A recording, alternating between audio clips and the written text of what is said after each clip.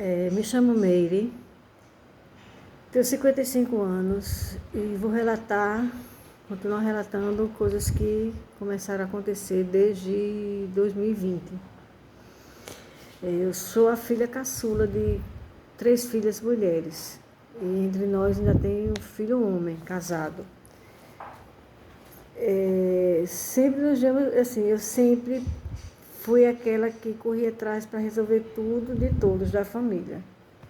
Mas eles poderiam estar onde tivesse. Ligava, chamava, pedia, eu estava chegando. Sempre foi assim. Em 2006, entre tantos problemas que meu pai tem de saúde, veio uma determinação do Comando do Exército de Brasília, chegou uma correspondência para que ele fosse interditado. Ele tem um laudo de esquizofrenia paranoide e, como tal, devido a ele estar sempre, diariamente ele estava na base administrativa militar, que é a antiga 23 CSM, requerendo os direitos dele, que é normal, entendeu? São direitos que realmente ele tinha e tem. Então ele estava sempre lá. E uma das vezes que ele foi lá, ele exaltou-se, né? Disse que estavam negando os direitos dele, que estavam querendo roubar ele, tudo. Então, assim, um comandante que existia lá, eu não lembro o nome desse comandante, mas eu acho que na ficha de assentamento dele deve ter essa alteração. Quando ele chegou em casa, e lá mesmo eles disseram que meu pai estava proibido de entrar lá no quartel. E meu pai, quando chegou em casa, nervoso, preocupado com isso e tudo, e no dia seguinte, como já era de tarde, no dia seguinte eu estive lá no quartel.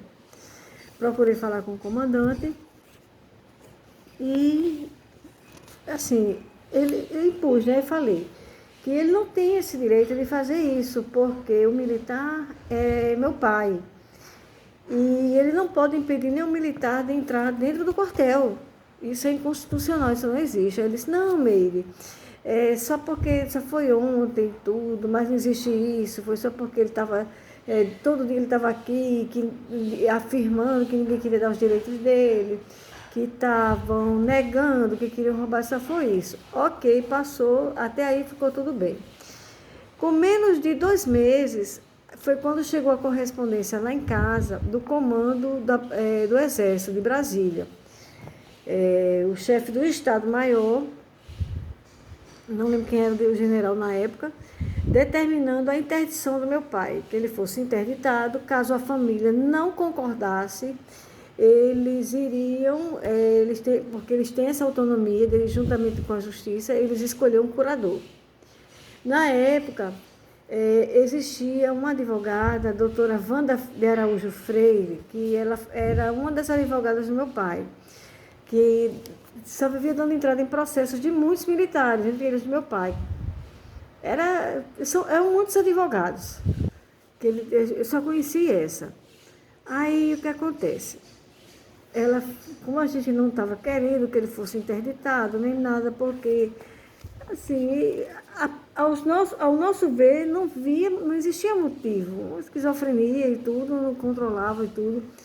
Daí ele falou assim, aí ela disse, não, mas eu posso ficar como curadora dele. Aí minha mãe disse, não, de jeito nenhum. Eu não posso porque eu não tenho mais idade.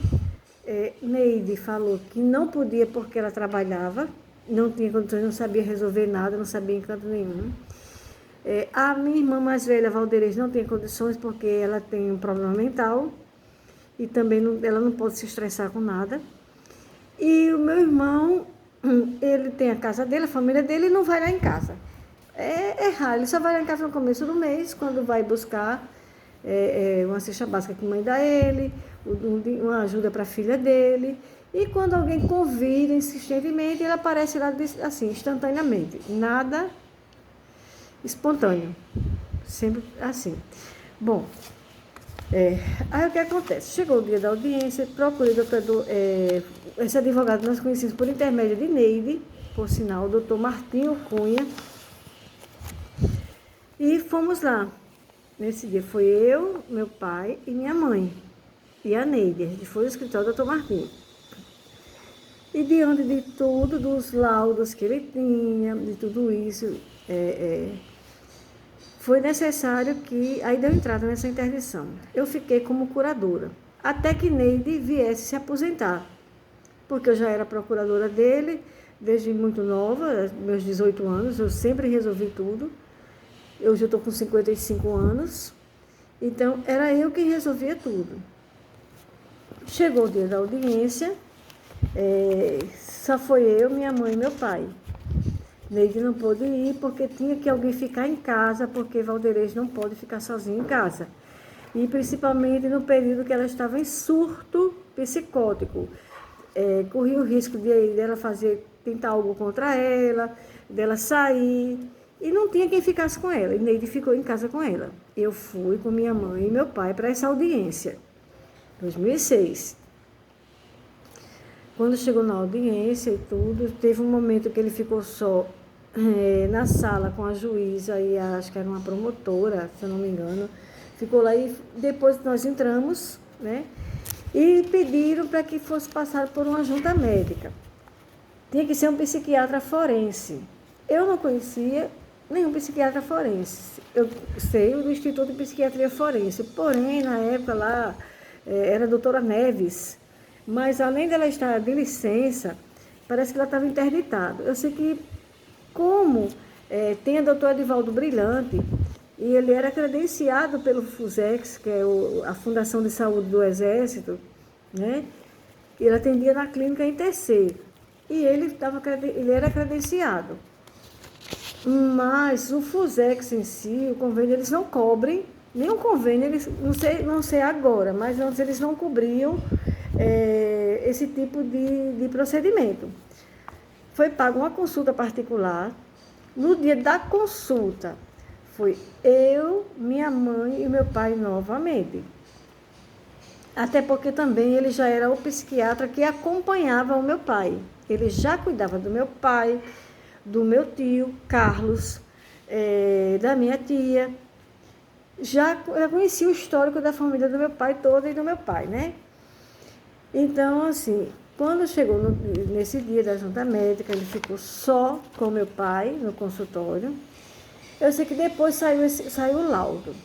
E diante desse, o laudo foi encaminhado diretamente para o Ministério Público, né? Não passou pelas associações, foi direto para a Justiça, por se tratar de um documento judicial, então foi diretamente para o processo. Depois teve a nova audiência.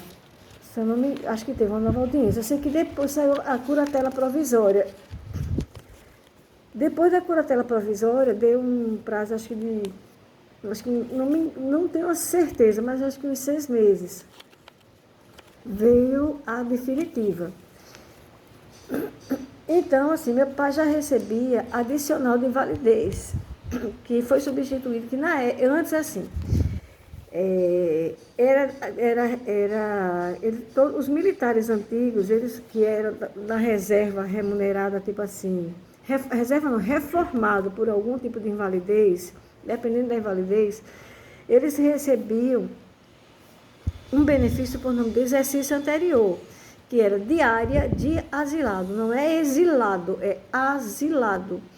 É um benefício que ele é acoplado à pensão e o valor é maior do que o adicional.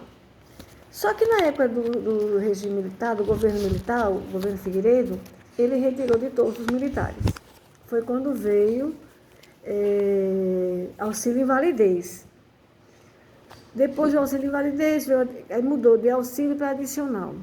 Quando o presidente Fernando Collor assumiu, ele devolveu esse benefício aos militares. Só que não é e nem é ainda, continua sem ser, um processo simples, por conta que não existe mais esse benefício, ele foi extinto, porém, por se tratar de direito adquirido, ele não pode encerrar. Quem já recebia tem que continuar recebendo.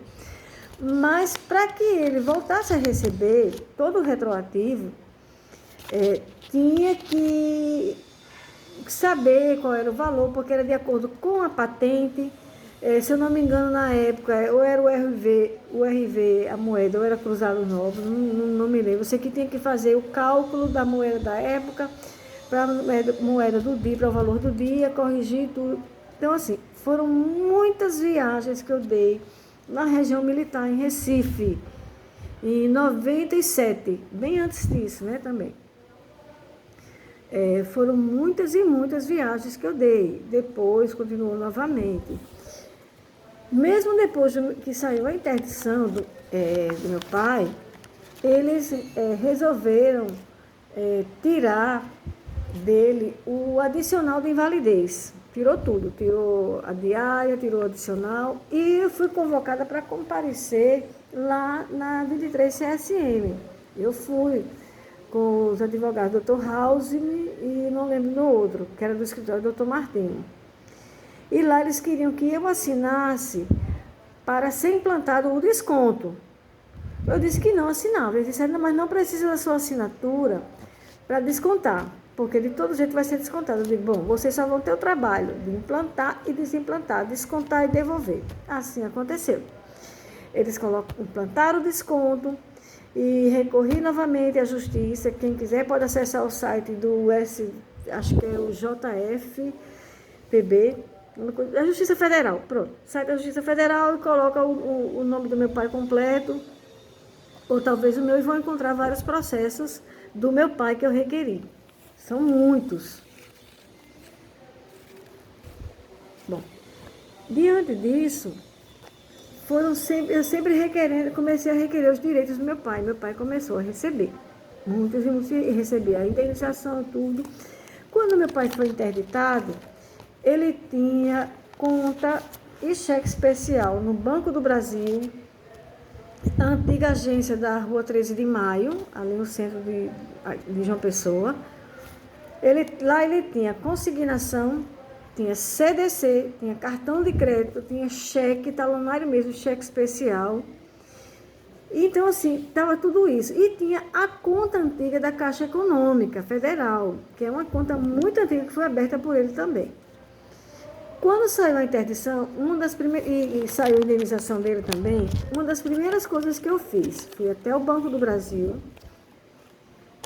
quitei o CDC, quitei o cartão de crédito e cancelei, o cheque especial, cancelei, e pedi para pagar antecipadamente, para quitar a consignação. Foi um problema muito sério, porque eles não querem que aconteça isso, mas a gente tem que fazer. Fui, a muito custo, fui lá, tirei o dinheiro de uma agência, porque tinha que estar com o dinheiro em espécie, e paguei, encerrei a conta do Banco do Brasil. Quando encerra a conta, eles dão um documento informando que nada consta, que não tem mais nada. Ok, anos depois, começou a chegar cartas de cobrança de uma dívida que o meu pai tinha no Banco do Brasil. Eu digo, mas ele não tem mais nenhum vínculo no Banco do Brasil. Como é que ele tem essa dívida? Aí eu procurei o advogado, fui no Serasa, de posse da curatela, eu estive no Serasa, fiz a consulta, realmente, o nome do meu pai estava negativado por conta dessa dívida do Banco do Brasil.